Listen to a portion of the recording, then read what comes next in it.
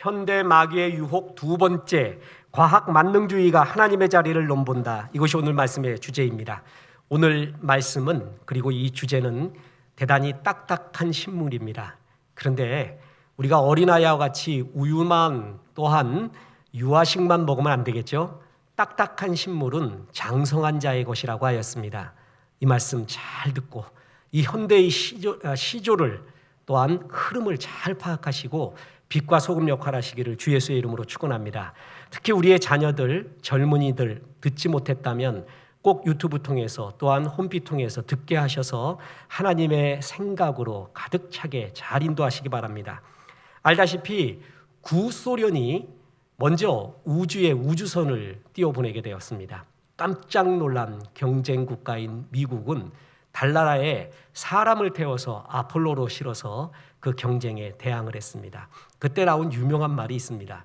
소련의 우주과학자가 지구 밖으로 가서 우주와 지구를 보게 됐습니다. 그때 이런 말을 했습니다. 보라, 아무리 봐도 하나님은 우주에 없다.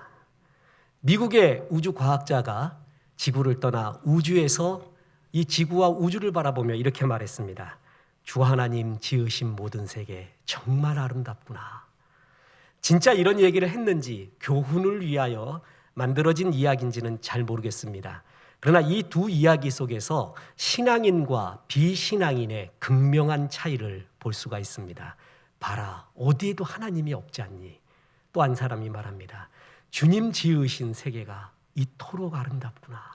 오늘 말씀의 주제는 이것입니다. 과학 만능주의가 하나님의 자리를 넘보는 것을 경계하라라는 것입니다. 이 세상에 흐르고 있는 무신론에 크게 네 가지 덩어리가 있습니다. 유물론, 진화론, 물질주의, 과학 만능주의입니다. 이 네 가지가 하나님을 대적하는 결정적인 사상들입니다. 그중에 과학 만능주의를 오늘 말씀드리는 것입니다. 과학은 원래 하나님이 우리 인생들에게 주신 최고의 일반 은총 중에 하나입니다. 뉴턴이 발견한 자연의 법칙, 아인슈타인의 상대성 이론, 그리고 지금 양자역학의 법칙까지 과학의 원리를 발견하는 것은 사실 하나님이 만드신 이 세상의 원리를 발견하고 감동하는 것입니다. 과학은 참 우리에게 많은 편리와 많은 도움을 주었습니다. 여러분 아십니까? 무인도에서 살아남기 같은 프로그램이 있잖아요. 그럼 무인도에 사람 들여보내면은요, 하루 종일 일주일 있는다 그러면 일주일 내내 먹고 사는 거에 모든 것을 매달리고 있습니다. 어떻게 사냥하며, 어떻게 먹으며, 또 아침 먹었으면 점심은 어떻게 먹고, 저녁은 어떻게 먹고, 생각할 여유가 없어요. 인간다운 삶이 없고 오직 먹고 사는 데 집중하지 않습니까? 생존의 문제. 이것이 과학에 발달되지 않았으면 온 인류는 지금도 그럴 수가 있습니다. 먹고 사는 것에. 그러나 과학의 발달로 말미암아 우리는 인간다운 삶을 할 수 있는, 그래서 과학은 정말 하나님이 주신 최고의 일반 은총 중에 하나입니다. 지금도 우리는 모두 다, 거의 모두가 인공지능 AI, 스마트폰을 다 가지고 있고 컴퓨터를 사용하고 앉아서 또 다른 현실인 디지털 가상현실 속에 살고 있습니다. 우리는 과학의 혜택을 지대하게 받고 있는 것이 사실입니다. 그런데 이 과학기술 문명이 너무나 발달하다 보니 물질과 있는 현상을 연구하는 과학이 물질의 범위를 벗어나서 이제는 하나님의 자리를 감히 넘보고 있다는 것입니다. 특히 이 과학 만능주의는 젊은 세대에 많은 영향을 미치고 있습니다. 카톨릭 잡지를 한번 보았습니다. 그랬더니 한탄하는 소리가 나옵니다. 젊은이들이 카톨릭을 떠나고 있다. 불교 잡지를 보았습니다. 거기도 이런 글이 나옵니다. 젊은이들이 불교를 떠나고 있다. 어디서 많이 듣던 소리 아닙니까? 우리 교회에서도 말합니다. 교회들이 다 그럽니다. 젊은이들이 교회를 떠나고 있다. 기독교만이 아닙니다.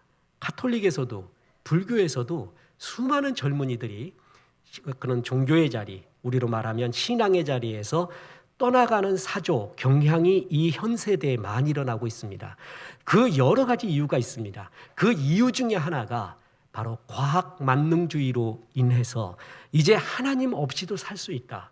하나님이 줄 수밖에 없었다고 여겨지는 모든 것이 과학이 줄 수 있고 과학이 해석할 수 있다라는 생각이 이 현 사족 가운데 많이 넘쳐나게 되었다라는 것입니다. 이 과학은, 무신론은 원래 시대의 이데올로기와 정치 사상과 결합되어 퍼지는 경향이 많이 있었습니다.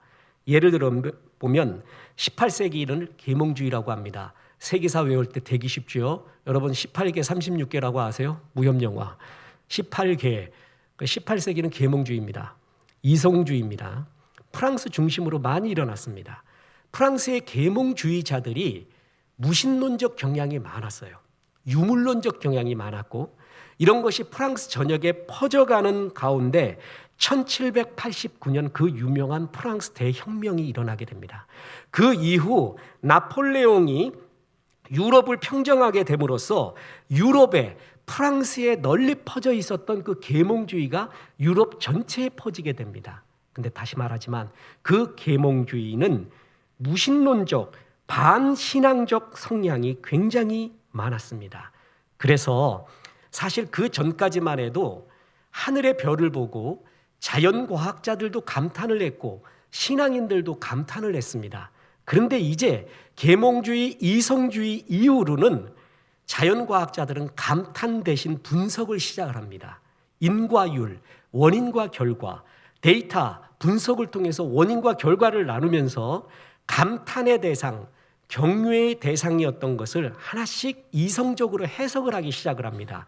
그러면서 하나님, 부활, 재림, 천사, 믿음, 이런 것들은 추상적인 개념, 미신적, 과학적으로 객관적 보편 타당성 있게 분석할 수 없는 것이라 하면서 배척하기 시작을 합니다. 그래서 이 계몽주의, 이성주의 이후로 신앙은 과학과 분리되기 시작을 했고 하나님이 자리를 잃어가기 시작했습니다. 그런 가운데 100여 년 전에 공산주의가 일어납니다. 공산주의는 당연하게 무신론이죠. 종교는 아편이라고까지 이야기하며 무신론적 그 공산주의 사상 때문에 거기에 묻어있던 무신론이 전 세계 공산화된 데 퍼지게 됩니다. 이토록 무신론은요, 시대의 사상, 시대의 담론, 시대의 이데올로기와 묻어서 같이 퍼지고, 그리고 계몽주의가 만약에 사라졌어요, 공산주의가 사라졌어요, 그러면 다시 하나님을 생각하는 마음들이 부활하곤 했습니다. 그런데 현대에는 다릅니다. 현대는 그런 사상 때문에 무신론이 일어난 게 아니라 과학 때문에 일어났습니다. 이거는 이데올로기도 아니고 과학은 무한대로 발전하고 있죠. 특히 코로나 시대 이후로 10년 뒤에, 20년 뒤에 일어나야 될 과학적 업적이 코로나 때 다 집약돼서 오히려 앞당겨 왔습니다. 당황할 정도입니다. 우리도 지금 예배를, 대면 예배와 방송 예배를 드리고 있잖아요. 상상도 못했잖아요. 근데 이런 것들이 현실이 되고 이러한 과학기술은 더 집약되게 발전이 되기 시작을 했습니다. 그래서 사상이 아닌 과학 만능주의가 현 사조와 결합이 되면서 많은 젊은이들이 이제 하나님을 떠나고 사람들이 하나님을 떠나는 가장 강력한 무신론의 시대가 우리 앞에 전개가 됩니다.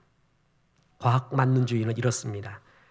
때가 되면 언젠가는 과학이 이 세상의 모든 것을 다 설명해 줄 수 있고, 지금은 기적처럼 보이고 지금은 초자연적인 것처럼 보이고 과학이 설명할 수 없는 것으로 보이는 현상들이 나중에는 과학에 의해 싹 다 설명될 수 있다. 그러니 과학자들은 믿고 기다리면 나중에는 과학의 모든 것을 설명해 줄 것이고, 그때가 되면 그대들이 믿고 있는 신앙은 더 이상 아무 의미가 없게 될 것이다. 그것이 과학 만능주의의 주장입니다. 이들에 의하면 우리의 신앙은 미신적입니다. 망상, 허상에 불과합니다. 잘 들어보십시오. 현재 미국, 영국, 프랑스, 독일의 자연과학자는 90% 이상이 무신론자입니다. 특히 빅뱅 이론이 나오면서부터 이 무신론은 진화론과 결합이 되면서 말도 못하게 대중 속에 요도와 같이 불타오르기 시작합니다. 미, 영프, 독일의 자연과학자들이 자기의 학문 강단에 머물지 않고 수없이 대중과학 서적들을 만들어내고 언론 인터뷰, 토크쇼를 통해 가지고 이런 생각들을 전하고 있습니다. 그리고 그것이 우리나라에 들어왔습니다. 그래서 우리나라에 유명한 토크쇼들이 있잖아요. 구체적으로 말 안 하겠습니다. 메이저 방송들 아니면 다른 방송들의 유명한 토크쇼에 지금 수많은 우주학자, 천문학자, 물리학자들이 등장하고 있습니다. 그래서 스타들도 배출하고 있어요. 그들은 한결같이 우리 인생을 가리켜 별에서 온 그대 이런 얘기해요. 그럼 패널들은 막 박수치고 우리 다 별에서 왔어요? 별에서 온 사람들이네? 막 이러면서 웃으면서 이것이 마치 진리인 양 한결같이 전부 그러고 있습니다. 그들은 다 무신론자입니다.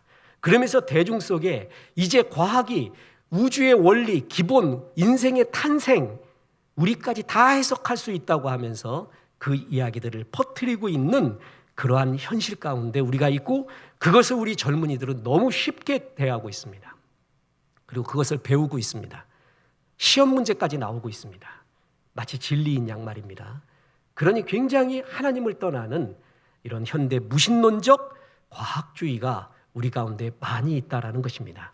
그 대표적인 학자가 리차드 도킨스입니다. 영국의 진화론자죠. 지금 80이 넘었습니다. 지금 현재 그의 모습을 보잖아요. 마치 사이비 교주 같습니다. 그 모임을 보면 예배 형식을 갖고 있어요. 자기가 쓴 만들어진 신, 눈먼 시계공, 이기적 유전자 그 중에 한 구절을 읽게 하고 그것부터 예배 비슷한 모임을 갖고 있어요. 젊은 때부터 지금까지 죽어라 하고 하나님은 없다고 말합니다. 그의 대표적인 저술 만들어진 신에서 이런 구절이 나옵니다. 과학은 합리주의의 한 형태이지만 종교는 가장 보편적인 형태의 미신이다. 그리고 지능이나 교육 수준이 높을수록 종교적이거나 어떤 신앙을 지닐 가능성이 적다. 자, 과학은 데이터의 분석에 의한 객관적 보편 타당성 있는 팩트를 말하고 종교는 신앙은 주관적인 체험을 말하는 미신적인 것이다. 그래서 많이 배운 사람일수록 종교적이지가 않다. 합리적인 사람일수록 신앙에서 떠나서 과학으로 온다. 그 얘기하고 있습니다. 만들어진 신이 베스트셀러가 전 세계적으로 됩니다. 그리고 2008년도에 기절할 만한 일들이 일어납니다. 영국의 상징이라고 하는 2층 버스 아세요? 영국의 2층 버스.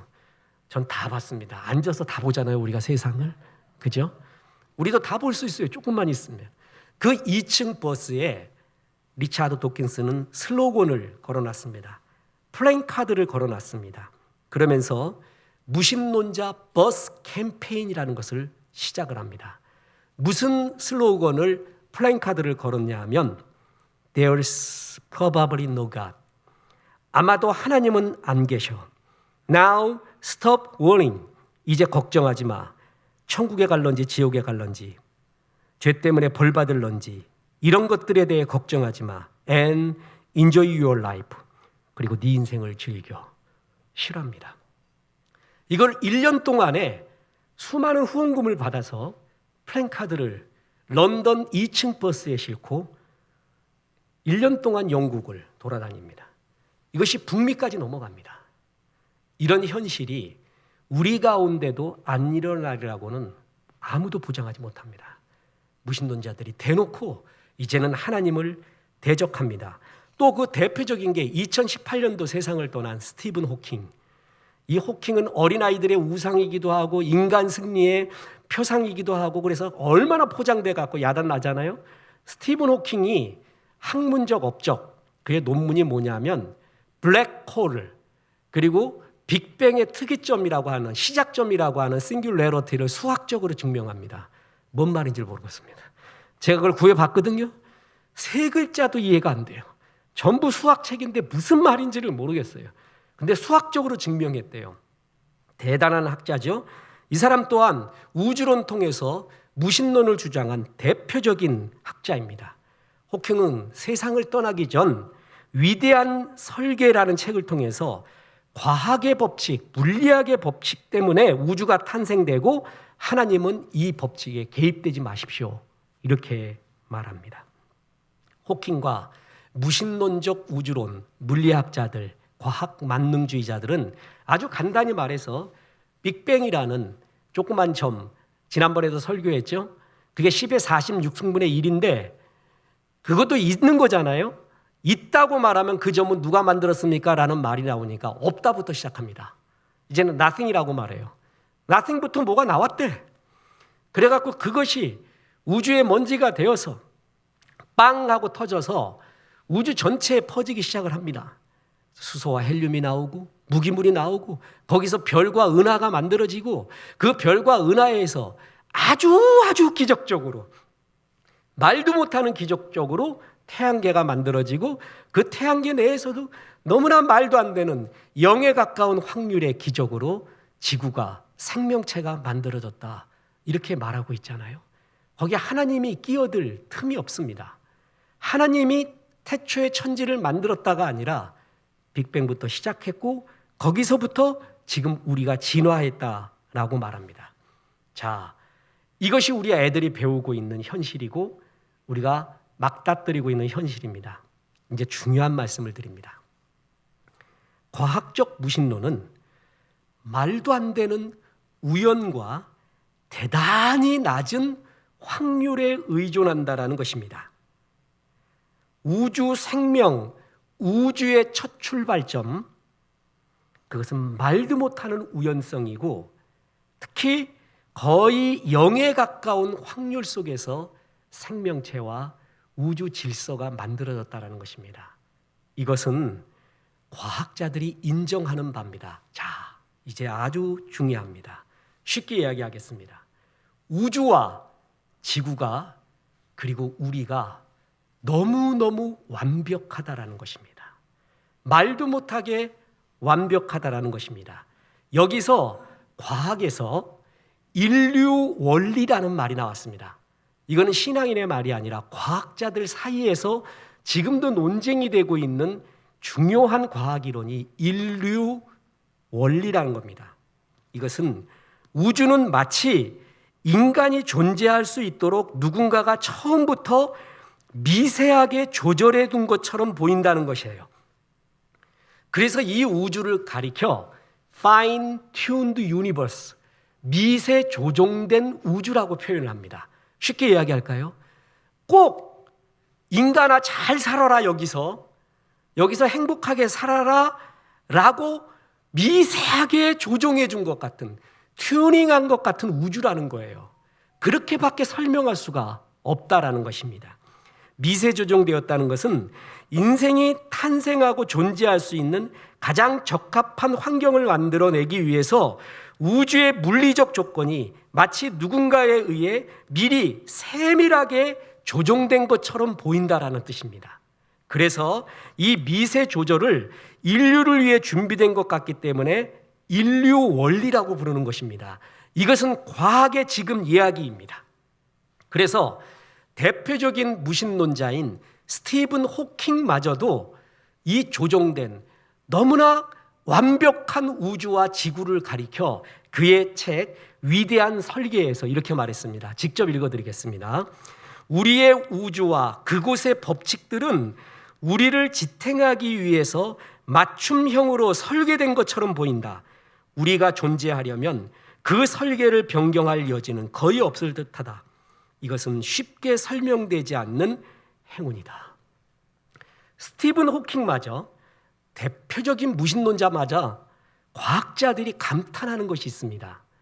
이 우주가 너무 완벽해. 인간이 지구가 너무 완벽해. 우리는 간단히 말하잖아요. 묻겠습니다. 여러분 왜 그렇죠? 그렇지요. 우리는 이미 알고 있어요. 주 하나님 지으신 모든 세계이기 때문에 그 신성이, 영광이 모든 만물에 스며 있다 그랬잖아요. 그래서 사람들이 이걸 보고도 하나님을 보지 못하면 나중에 핑계치 못하리라. 그게 오늘 본문 아니에요? 그거를 신앙인이 아닌 무신론 과학자도 감동까지는 하는 거예요. 이럴 수 없다. 이 우주는, 그래서 좀 더 구체적으로 들어가겠습니다. 우주를 지탱하고 있는 우주 상수라는 게 있대요. 어떤 사람은 7개, 6개, 어떤 사람은 10개, 어떤 사람은 30개가 있대요. 이거는 너무 전문적인 분야입니다. 전기력과 중력의 비율, 우주 물질을 구성하는 원자들의 결합력, 그리고 그 중력의 비율, 우주 안에 들어있는 총 질량, 우주 상수 등 이런 6개의 상수, 10개의 상수, 30개의 상수가 있는데 자연과학자들이 살펴보니까 이 상수들 중에 0.0000000001만 틀려도 지금 우주는 지구는 존재하지 않는다는 거예요. 다시 말합니다. 0.1%만 틀어져도가 아니라 0점 하고 난 다음에 이 공이 12개입니다. 그 1%의 확률만도 뒤틀어지면은 30개의 우주 상수 중에 우주를 지탱하고 있는 수많은 법칙 중에 그 그 수많은 우연, 말도 안 되는 우연의 1%만 틀어져도 지금의 우리는 없다라는 것을 무신론 과학자들도 인정합니다. 그래서 이 우주를 가리켜 fine-tuned universe, 미세 조종된 우주 같다. 어떻게 이런 일이 있을 수가 있는가? 어떻게 이 상수들이 딱 우리가 살기에 맞아떨어지는가? 인류를 준비한 것처럼 인류야 잘 살아라, 인간아 잘 살아라 라고 준비한 것처럼 어찌 이렇게 딱 맞아떨어지는가? 자, 여기서 퀴즈 들어갑니다. 제가 지금 마치 대중 토크쇼에 나온 것처럼, 대중 토크쇼에서는 결정적인 장면 때 패널들에게 질문을 하거든요. 이게 원래 예배는 질문이 없는 거예요. 강의가 아니기로 해서. 근데 한번 질문하겠습니다. 왜 이렇게 온 우주가 무신론 과학자가 보기에도 너무 완벽한가? 인생이 살기에, 생명체가 우리가 지구에 살기에 너무 완벽한가? 0.0000001%의 어긴도 없이. Why? 왜 그렇습니까? 여러분 대답은 뭐예요? 그렇죠. 그냥 바로 나오죠. 지금 그 대답 있잖아요. 그것도 무신론 과학자들의 대답 중에 하나입니다. 무신론 과학자들이 이 미세 조종된, 너무 잘 조율된 완벽한 우주를 설명할 때 3가지의 가설을 말합니다. 첫째 뭐냐면 아직은 모른다. 아직은 설명 불가다. 나중에 과학이 발전하면 설명될 수 있다. 이건 막 눈에 걸면 귀에 걸면 귀걸이, 코에 걸면 코걸이입니다. 이게 과학자들이 말하는 아주 웃긴 논리예요. 아직은 설명 못한다. 모른다고 그러지 않아요. 아직은 모른다. 나중에는 밝혀질 거다. 그리고 2번째가 뭐냐면 초월적 존재의 섭리. 신, 하나님이라고는 말하지 않아요. 근데 초월적 존재가 있는 것 같다. 그래서 자연 세계를 넘어서는 초월적 존재가 우주의 역사를 통해 인류를 탄생시키기 위해 우주의 조건을 미세하게 조절해서 창조했다. 이것도 과학자들이 말하는 논리 중에 하나예요.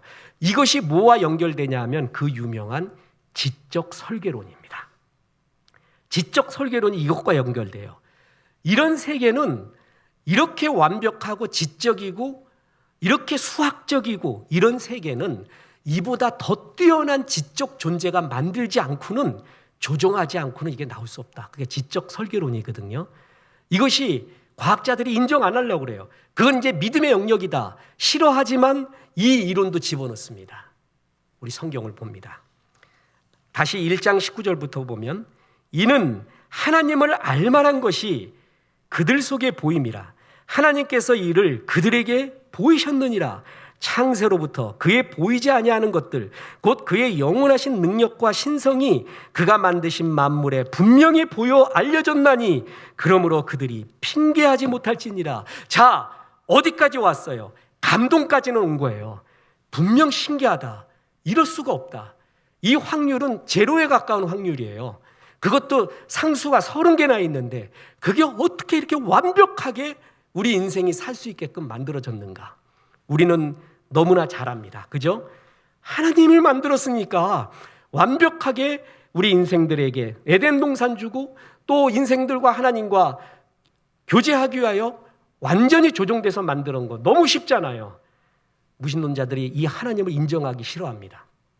그래서 초월적 존재 인정하지만 그거 말하는 화학자들은 믿음의 영역이라고 그냥 내팽개쳐버려요. 그리고 또 하나, 아직은 잘 모른다는 이론이 있고요. 마지막, 미세 조종된 완벽한 우주를 설명하는 그러기 위해서 만들어낸 이론이 있습니다. 그게 다중우주론입니다. 우주는 지금 우리와 같이 하나만 있는 게 아니라 여러 개의 우주가 빅뱅을 통해서 지금 존재하고 있다. 물론 과학적으로 객관적 보편 타당성이 있게 설명되거나 수학적으로 증명되거나 관찰된 적은 없습니다. 그런데 이런 이론을 펴요. 다시 말합니다. 그 다중우주라고 하면 우주가 몇 개 정도 더 있다고 생각해요? 그들의 주장에 의하면 1조개, 1경계 아닙니다. 10의 500승. 여러분 10의 500승이면 그냥 무한입니다. 무한 개의 우주가 지금 존재한대요. 그 중에 하나가 우리인데 무한 개의 우주가 존재하면은 지금과 같은 완벽한 우주도 있지 않을까? 그 얘기하는 거예요. 더 쉽게 설명할까요? 우리나라에서 한 달에 발행하는 복권이 1억 개라고 쳐봅시다. 내가 1등에 당첨될 확률은 몇 분의 몇이에요? 사면은 1억 분의 1 거의 없는 거죠. 그런데 내가 1억 개를 다 샀어. 복권을 다 샀어. 그럼 하나 당첨되지요. 내 중심의 확률로선 된 거예요. 그 얘기예요. 지금 우리와 같은 이 완벽한 우주는 정말 설명할 길이 없어요. 어떻게 우연도 이런 우연이 없어요. 이런 우연의 일치로서 완벽한 우주가 만들어졌는가 설명할 길이 없는데 우주가 우리 우주밖에 있는 게 아니라 10의 500승 정도 있으면 그 중에 하나는 되지 않겠냐. 하나는 완벽하지 않겠냐. 그게 다중우주론이 나온 배경입니다. 아까 스티븐 호킹 얘기했죠. 그 사람의 위대한 설계에서 하는 말을 직접 들어보십시오. 다중우주의 개념은 우리를 위해서 우주를 만든 자비로운 창조자들을 들먹일 필요 없이 물리법칙의 미세 조종을 설명할 수 있게 해준다. 이 미세 조종된 완벽한 지구, 완벽한 우주, 한치의 어금도 없는 완벽한 우주는 다중우주 속에서 설명이 된다는 거예요. 하나님을 개입하지 말고. 호킹이 그 얘기하고 있는 겁니다. 이렇게 하나님을 거부하면서 끝내 과학 만능주의는 하나님은 없고 억지로라도 설명하려고 하고 있습니다. 저는 이 설교 연구하고 기도하고 준비하면서 이것도 굉장히 오랫동안 준비했죠. 미세 조종된 우주, 전 이거를 과학자들이 말하는 걸 볼 때 춤을 췄습니다. 그동안 우주 천체 학자들이 대중 강연을 통해서 수없이 말한 거를 진짜 거의 한 50편 들었습니다. 그 동영상과 이야기를. 그런데 이 말을 한 사람이 한 명 있었어요. 그거를 딱 지나가면서 말하는데 이거였구나 라는 것에 아주 너무 감동받아서 이제 그에 대한 책, 그에 대한 주장들을 끝없이 집중을 해봤어요. 과학 세계의 굉장히 중요한 부분이에요. 그런데 과학자들에게, 무신론 과학자들에게 불리한 이론이에요. 이 세계가 이토록 완벽하다는 것, 이토록 우주상수가 이렇게 일치할 수가 없다는 것, 설명할 길이 없다는 걸 자기들도 알아요. 그러면 이거는 왜 그렇습니까? 라고 패널들이 물어야 되잖아요. 어떻게 우주는 지구는 이렇게 완벽합니까? 그러면 세 가지 이론을 말할 수밖에 없는 거예요. 그거 이론이 다 웃기잖아요. 자, 여러분 묻겠습니다. 객관적으로 이 우주가 왜 이렇게 완벽합니까? 라고 말하면 여러분은 신앙인이 아니라 할지라도 1, 2, 3 중에 뭐가 더 확실한 것 같아요? 하나님 만든 게 더 나아요. 하나님이 만들었다고 하는 것이 더 오히려 과학적이지 않습니까? 이것은 얼마나 감동했는지 모릅니다. 성경 말씀 그대로입니다. 하나님을 알만한 것이 온 우주에, 지구에, 우리의 양심에, 우리가 느끼는 것에 들어있습니다. 그래서 사람들이 핑계치 못할 것이다. 봐라, 무신론자들도 감동까지는 하잖아요. 이럴 수는 없어. 어떻게 이렇게 완벽한 게 있을 수가 있지? 내가 연구해 보니까 이건 말도 안 되는 확률, 제로에 가까운 확률이야. 어떻게 이게 있을 수가 있지? 까지는 가잖아요. 거기서 하나님을 발견해야 되는데 거기서 하나님을 거부한 것입니다. 마치 스티브 잡스가 영혼에 대한 굉장히 갈구가 있었어요. 그때 누굴 찾아갔어야 돼요? 하나님을 찾아갔어야 되는데 명상을 하고 불교를 하고 다른 데서 그 영혼에 대한 갈구를 찾으려 했던 것이 미스이듯이 지금 현재 이 과학자들이 이 감동을 알고 있어요. 말도 안 되는 감동이라는 것을. 그런데 이 감동을 하나님에게 찾지 않고 다중우주 뭐 이러면서 10에 500개 정도 500승 정도의 우주가 있으니까 그 중에 하나는 이 정도로 완벽한 거 나오지 않겠니? 이렇게 말하고 있는 이 모습을 보십시오. 그렇지 않습니다. 이제 아주 중요한 결론 말씀드리겠습니다. 과학이 절대 설명하지 못하는 것이 있습니다. 자, 다시 본문 1장 18절부터 보겠습니다. 하나님의 진노가 불의로 진리를 막는 모든 경건치 않음과 불의에 대하여 하늘로부터 나타나나니 이는 하나님을 알만한 것이 그들 속에 보임이라. 하나님께서 이를 그들에게 보이셨느니라.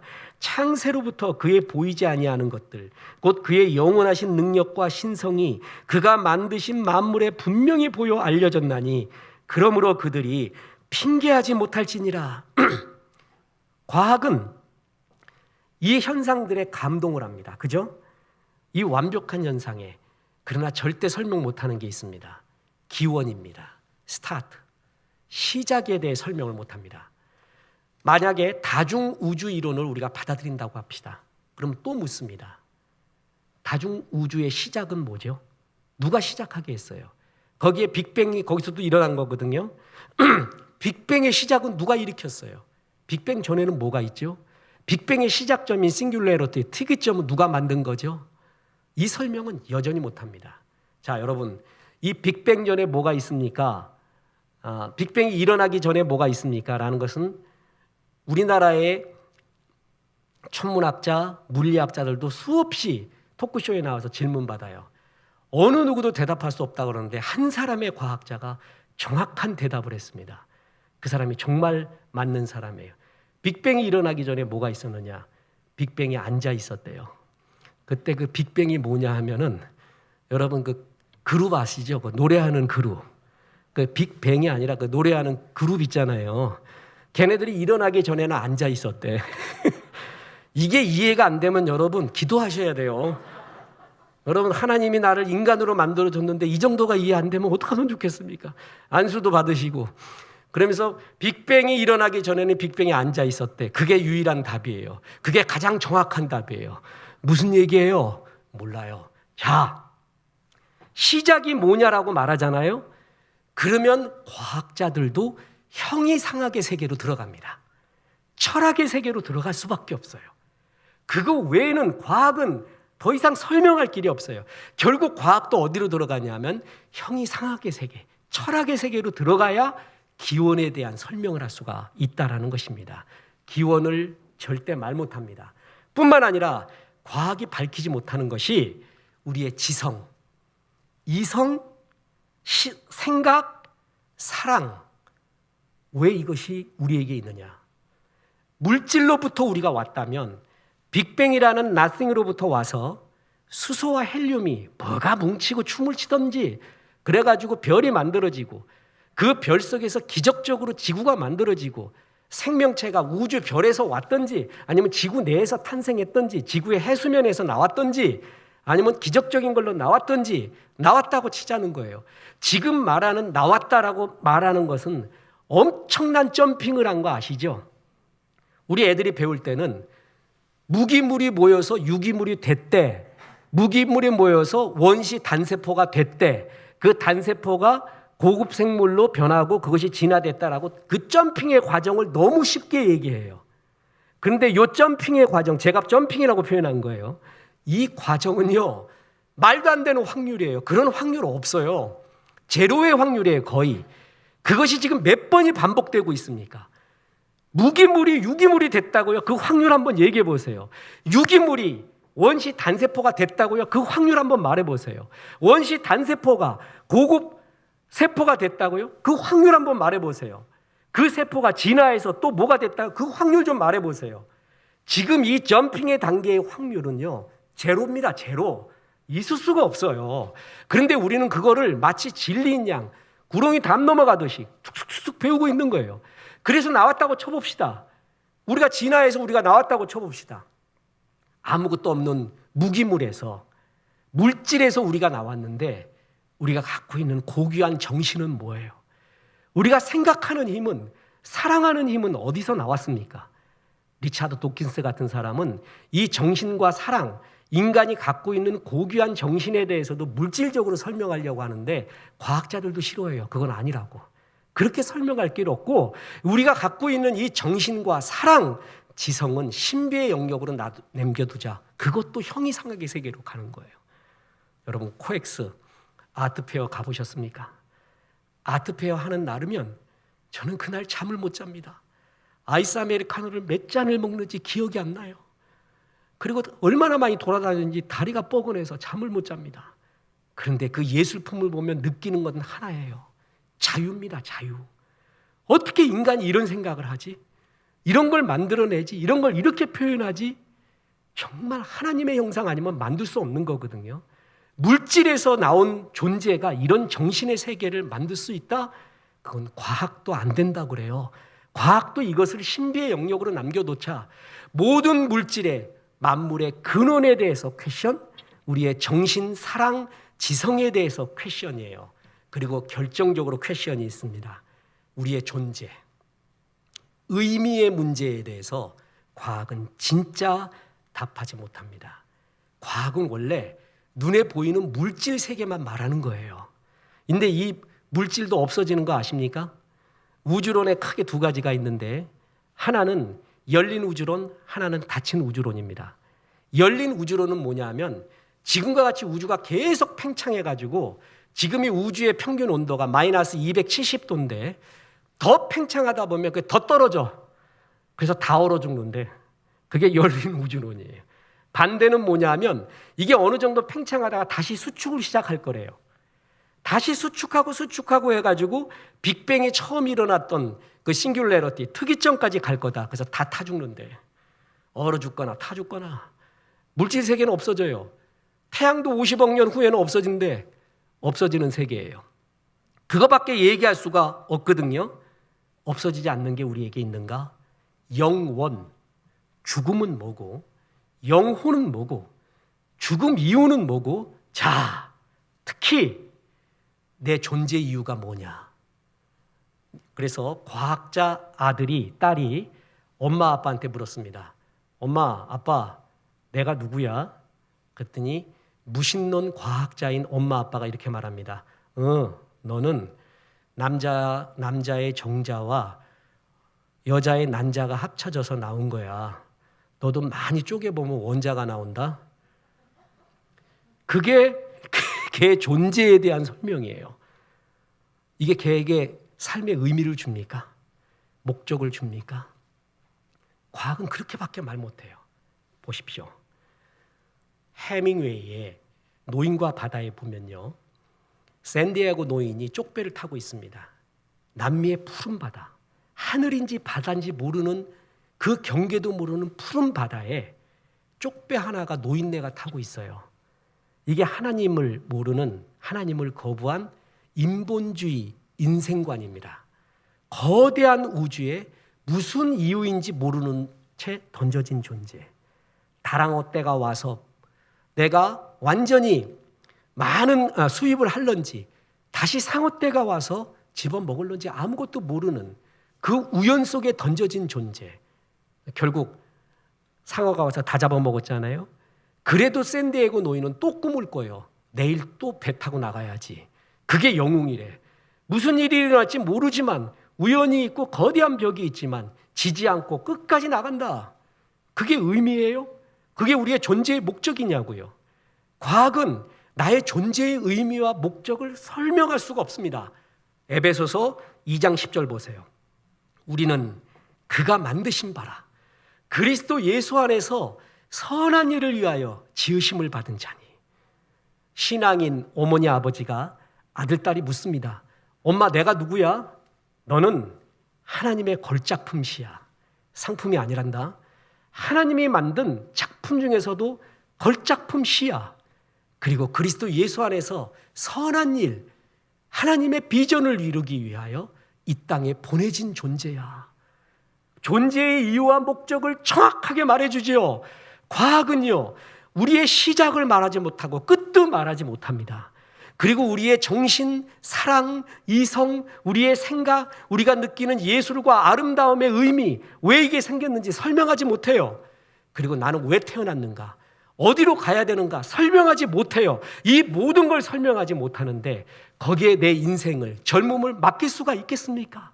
이것이 전체를 설명할 수 있는, 하나님을 대신할 수 있는 것입니까? 그럴 수가 없다라는 것이죠. 아무리 과학이 발달돼 나가도 우리는 우리의 중심, 지식에까지 새롭게 함을 얻어서 이런 사람이 나와야 됩니다. 인문학의 주인은 하나님, 인문학을 하나님께, 그게 아니라 과학의 주인은 하나님, 과학을 하나님께, 이런 사람이, 이런 과학자가 많이 나와야 됩니다. 지난번에 우리 장순훈 총장님 오셔가지고 우리 수요 예배 때 간증과 말씀 전해줬죠. 귀한 분입니다.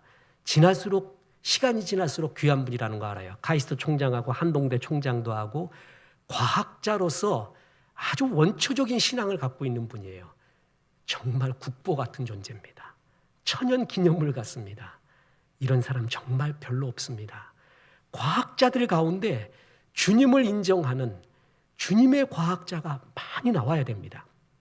미국에 알리스타 맥그레스라고 있습니다. 과학자인데 신학자예요. 알리스타 맥그레스 참 귀한 분입니다. 과학 이야기 나올 때 이 사람이 꼭 등장하고 신앙적으로 해석해요. 이 사람이 이렇게 말합니다. 형이상학적 질문들을 모두 포함했을 때 기독교가 무신론에 비해 훨씬 설명력이 크다. 그러니까 뭐냐면은, 여러분 지금 들었잖아요. 우리가 미세 조종된 말도 안 되는 확률로 완벽한 지구에 완벽한 우리로 살고 있어요. 이거를 설명하려면 형이상학적 질문으로 갈 수밖에 없잖아요. 과학적 설명으로 말도 안 되잖아요. 과학자들이 설명하는 것을 듣느니 신앙인이 설명하는 게 더 과학적이다, 그 얘기입니다. 오히려 그게 더 신앙적이다, 더 잘 설명하고 있다. 이런 과학자, 하나님께 드리는 이런 과학자가 많이 나와야 되고, 그래서 흐트러져 있는 하나님을 떠난 수많은 생각들을 주 앞으로 돌아오게 하는데 쓰임받는 수많은 전문가들이 우리에게 필요합니다. 오늘 예배를 듣고 있는 젊은이 여러분, 하나님의 성령의 감동으로 주 하나님 지으신 모든 세계구나, 우연히 말도 안 되는 확률로 만들어진 세계가 아니라 주님이 정말 잘 최상의 작품으로 만든 세계라는 것을 여러분이 나중에 전공하셔서 여러분이 이 세상에 그런 것을 강연하고 책도 내시고 많은 영혼을 주 앞으로 이끄십시오. 이 세계에 그 전에 어떤 무신론보다도 강한 무신론이 과학 만능주의입니다. 이것의 허상을 잘 하십시오. 이것은 기원을 말 못하고 정신과 사랑을 말 못하고 우리의 존재의 의미를 말 못하고, 그리고 아직도 수많은 가설 가운데 있는 말도 안 되는 우연의 확률에 기대고 있는 것입니다. 그런데 그걸 과학이라는 이름으로, 마치 진리와 팩트라는 이름으로 우리 애들이 배우고 있고 사실인 양 세상에 퍼져가고 있습니다. 이것이 현대의 물질주의와 결합하여서 하나님을 떠나서 그냥 세상 목적도 없고 잘 먹고 여기서 잘 살자, 돈이 땡이다 라는 물질주의와 진화론과 현대 과학 만능주의는 세 개가 결합하면서 온 세상의 사조를 흐트러뜨리고 있습니다. 이런 가운데 잘 분별하십시오. 교회만큼은 이 진리를 잘 선포하고 진리의 하나님의 말씀을 선포하며 주 앞으로 주의 생각과 마음으로 이 세상을 이끌어야 될 책임이 우리에게 있습니다. 젊은이들을 축복하고 우리 어머니 아버지들을 축복합니다. 주 하나님 지으신 모든 세계를 세상에 잘 퍼뜨리는 주의 종 되기를 주 예수의 이름으로 축원합니다. 주 하나님 지으신 모든 세계 찬송합니다.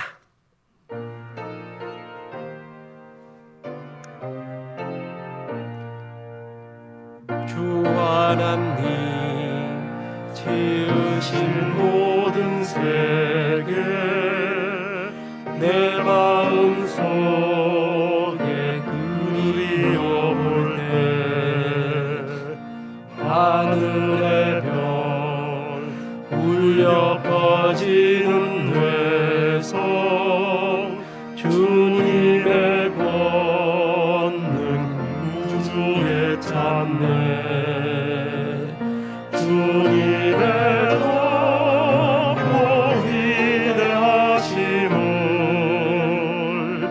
내 영혼이 찬양하네. 주님의 높고 위대하심을 내 영혼이 찬양하네. 숲속이나 험한 산 골짜기에서 숲속이나 험한 산 골짜기에서 지저귀는 저 새소리들과 고요하게 흐르는 쉬는 물은 주님의 솜씨 노래하도다. 주님의 높고 위대하심을 내 영혼이 찬양하네. 주님의 높고 위대하심을 내 영혼이